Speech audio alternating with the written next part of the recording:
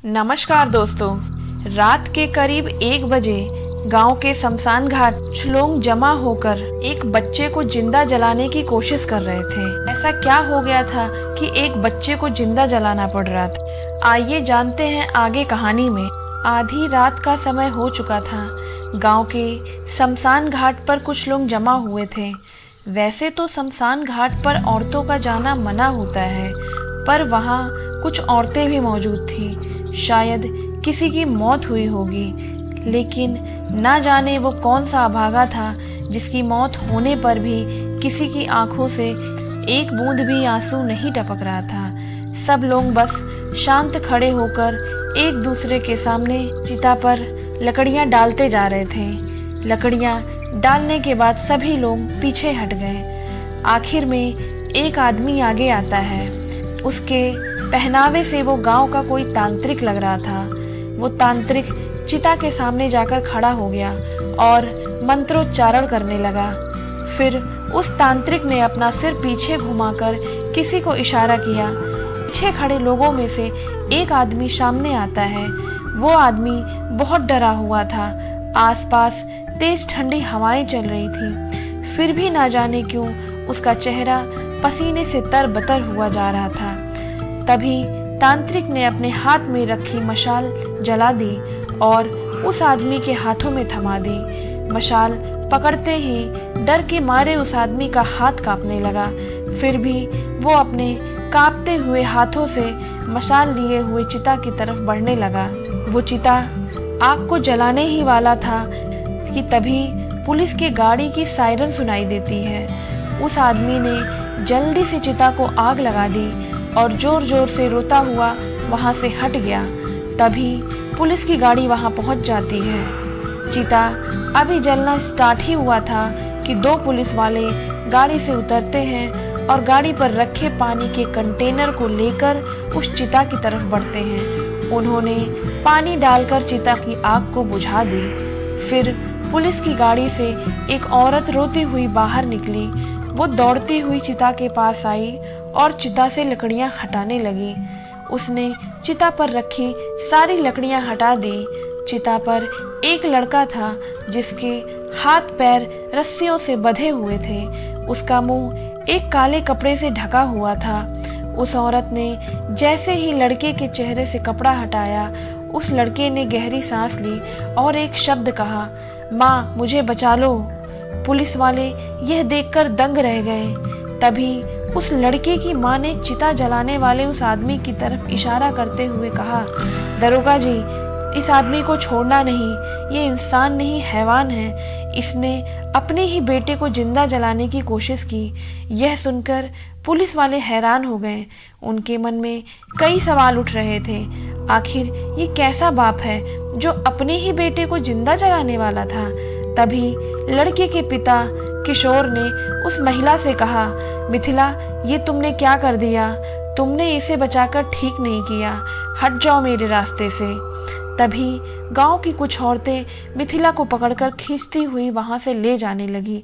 मिथिला चीखने चिल्लाने लगी, दरोगा जी, मेरे बेटे को बचा लीजिए, ये दरिंदे उसे मार डालेंगे। उस आदमी ने कहा, दरोगा जी, ये हमारे गांव का मामला है। आप इस मामले में ना पड़े तो ही अच्छा होगा।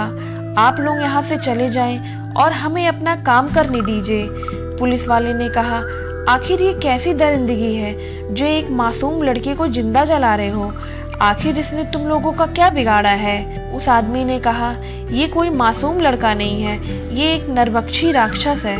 इसने गांव के मासूम लोगों का शिकार करके उन्हें जिंदा ही खा लिया। पुलिस वाला कहता है, बस अब बहुत हुआ। ऐसी मनगढ़ंत कहानियां मैं बहुत सुन चुका हूँ। यह बस तुम लोगों का अंधविश्वास है और कुछ नहीं। सीधी तरह से उस लड़के को छोड़ दो, वरना हमें सख्त कदम उठाने होंगे। पुलिस वाला कहता है, हवलदार, जाओ उस लड़के को लेके आओ। तभी गांव का एक आदमी हीरा कहता है, दरोगा जी, आपने तो इसे बचा लिया, लेकिन हम इसे अपने गांव में नहीं रहने देंगे। इसे गांव छोड़कर जाना होगा। मिथिला ने कहा, ठीक है, अगर आप लोग यही चाहते हैं तो मैं अपने बेटे को लेकर यहाँ से दूर चली जाऊंगी। इस शर्त पर गांव वालों ने उस छोटे बच्चे यानी रघु को छोड़ दिया। मिथिला अपने बेटे को लेकर गांव से दूर जंगल में एक झोपड़ी बनाकर रहने लगी। फिर एक रात हीरा अपने खेतों से काम करके घर लौट रहा था। अक्सर तो वो जल्दी घर लौट जाया करता था, लेकिन आज उसे घर लौटने में देरी हो गई थी। दिन ढल चुका था। वो हाथ में टॉर्च लिए डरा सहमा बस चलता ही जा रहा था। रास्ता कच्चा और सुनसान था। आसपास पेड़ पौधे और झाड़ियां थी। तभी उन झाड़ियों में कुछ हलचल हुई। हीरा घबरा कर वहीं रुक गया। उसने टॉर्च की रोशनी झाड़ियों की तरफ की, लेकिन वहां पर कोई भी नहीं था। हीरा फिर अपने रास्ते चलने लगा। उसके कदमों के साथ किसी और के भी कदमों की आहट साफ सुनाई दे रही थी, मानो कोई हीरा का पीछा कर रहा हो।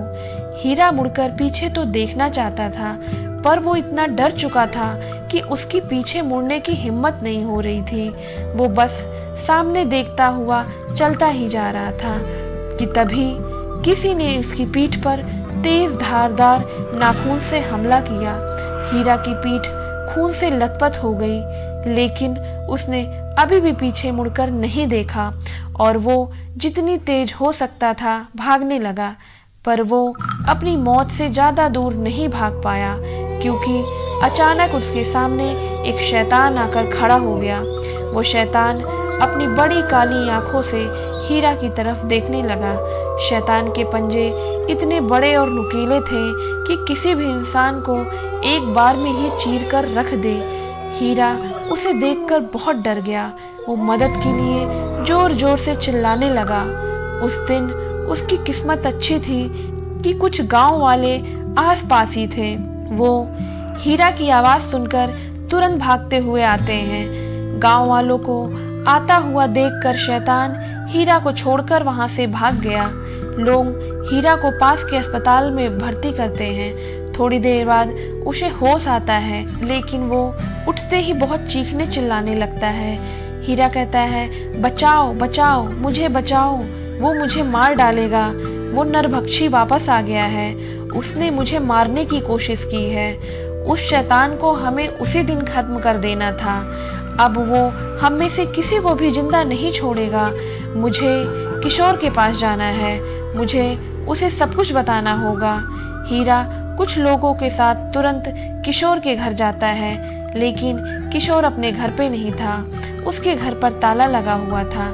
हीरा किशोर के घर के सामने बैठ जाता है और उसका इंतजार करने लगा।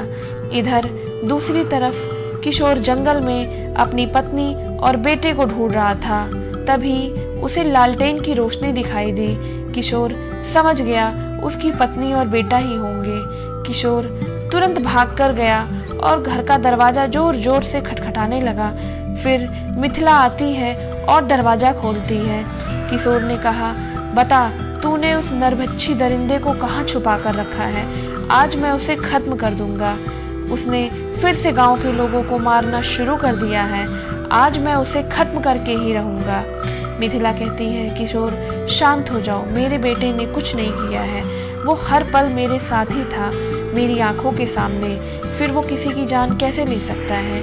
किशोर कहता है, देखो मिथिला, मुझे कुछ नहीं पता है। तुम एक माँ होने का फर्ज निभा रही हो। तुम अपने बेटे को खोना नहीं चाहती हो, इसलिए मुझसे झूठ बोल रही हो। लेकिन मिथिला, उस नरभक्षी के लिए तुम भी बस एक शिकार की तरह हो। अगर कल को उसे कोई शिकार नहीं मिला तो वो तुम्हें भी जिंदा खा जाएगा। अब हटो मेरे रास्ते से। किशोर मिथिला को धक्का मारता हुआ अंदर आया। उसे रघु कहीं भी नजर नहीं आ रहा था। फिर उसे सामने एक कमरा दिखा। किशोर लालटेन लेकर तुरंत उस कमरे में गया। उस कमरे में जाते ही उसने कुछ ऐसा देखा कि उसके पैरों तले जमीन खिसक गई। उसने देखा सामने रघु का कटा हुआ सिर जमीन पर पड़ा हुआ था। रघु का आधा खाया हुआ शरीर किशोर के कदमों के सामने पड़ा हुआ था। वो घबराता हुआ कमरे से बाहर भागा। वो जैसे ही बाहर भागा, सामने मिथिला खड़ी थी। उसके चेहरे पर एक हल्की मुस्कान थी। किशोर उसे देखकर चौंक गया। फिर देखते ही देखते मिथिला शैतान में बदलने लगी। उसका शरीर भयानक हो गया। उसके हाथों में धारदार पंजे बाहर निकल आए। अब वो पूरी तरह शैतान बन चुकी थी। किशोर उसे देखकर थर थर कांपने लगा। वो तुरंत वहां से भागना चाहता था। वो सिर्फ एक ही शब्द बोले जा रहा था, किशोर बेटा मुझे माफ कर देना, मैंने तुम्हें गलत समझा। किशोर गांव की तरफ भागने लगा, लेकिन इससे पहले वो गांव पहुंच पाता कि नरभक्षी ने उसको सामने से घेर लिया और अपने धारदार पंजे किशोर के आर पार घुसा दिए और उसे खींचती हुई घनघोर जंगल में लेकर चली गई। इधर हीरा किशोर का इंतजार कर रहा था, लेकिन गांव वालों को किशोर का पता कभी चल ही नहीं पाया कि वो नरभक्षी रघु नहीं बल्कि उसकी माँ मिथिला थी। अब वो हर रोज किसी न किसी गांव वाले का शिकार करती रही। डर के मारे सारे गांव वाले गांव छोड़कर दूसरी जगह चले जाते हैं। दोस्तों, अगर आपको कहानी पसंद आई हो तो चैनल को लाइक एंड सब्सक्राइब करें। मिलते हैं नेक्स्ट वीडियो में, तब तक के लिए अपना ख्याल रखिए।